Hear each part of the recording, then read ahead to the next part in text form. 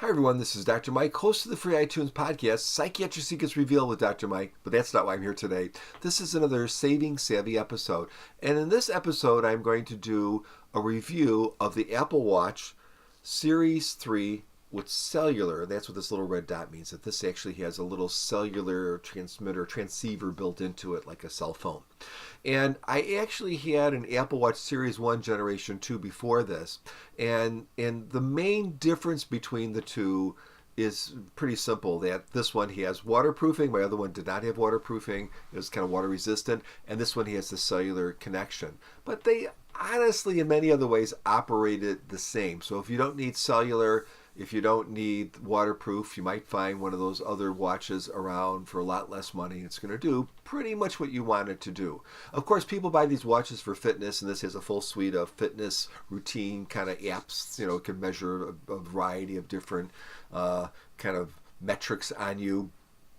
And you can select walk or jog or whatever you hit, whatever you want to do. And definitely I've used it for those functions. But it also has a lot of just regular apps. And again, this would be for any Apple Watch.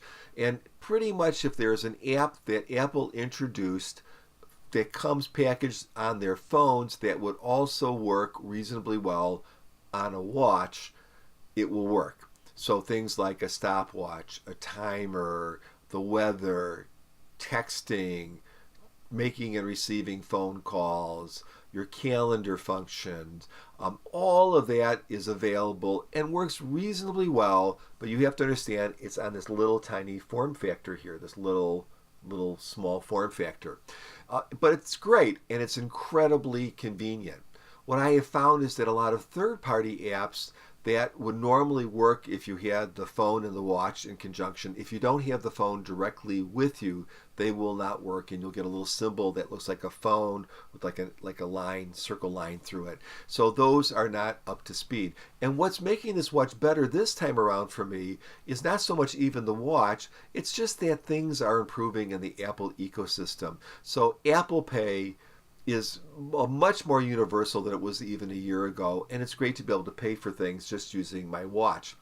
My Starbucks app, which never really worked, well, it worked about 50% of the time about a year ago on my old watch, works about 95% of the time or more on this new watch. And now I can do things on this watch like load it with money and do things which I really couldn't do before because, again, the app has just improved over time. So who is this watch for? Well, if you don't need that cellular function, I would go with a cheaper version.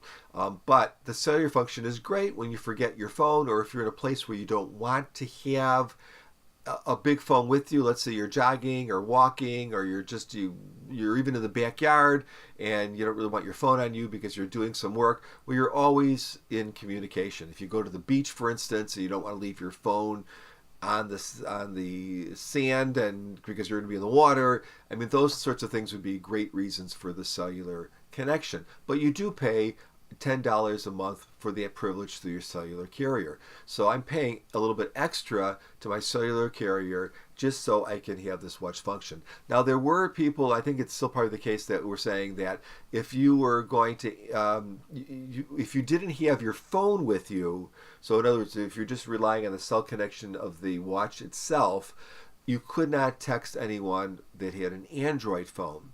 Now, almost everyone I know has an iPhone, but I do have a few folks that have Android phones.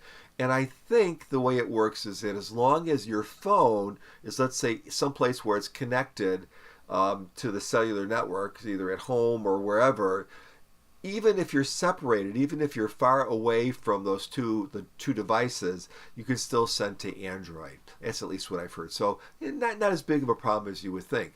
People also said that you can only make about an hour phone call on the watch before the battery goes dead, but no one is going to make an hour phone call on your watch. I mean, if the phone calls that you make on the watch are like 5 seconds, 20 seconds at the most, because you're just exchanging data back and forth.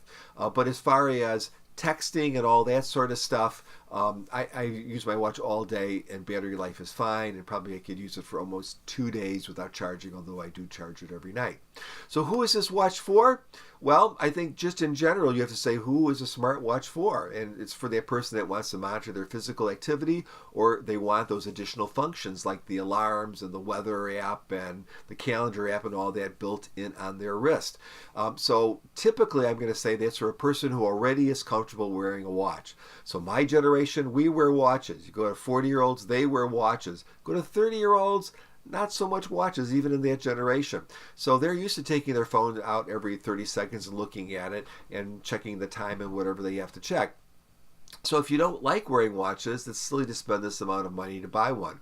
But if you do like watches and you don't mind charging one every day or so, the Apple Watch can be a great feature, and the Apple Watch with Cellular just is that much more kind of frosting on the cake for those situations. I'm very glad that I upgraded. Some people might not have that need. But I found that it was really kind of a nice thing to do. So if you found this little review helpful, please give me a thumbs up. If you don't like it, give me a thumbs down. If you like my channel, which is very, very diverse, a lot of different stuff on it, different topics and everything, please subscribe. That would be super awesome. If you want to know more about me, I have an experimental writing blog called drmikekuna.com, drmikekuna.com. And once a month, my wife and I do a podcast. We talk about really anything from kids to politics to psychology to psychiatry. It's called Psychiatric Secrets Revealed. You can find that on Apple Music. Is there anything else I want to say? Just have a great day. Bye-bye.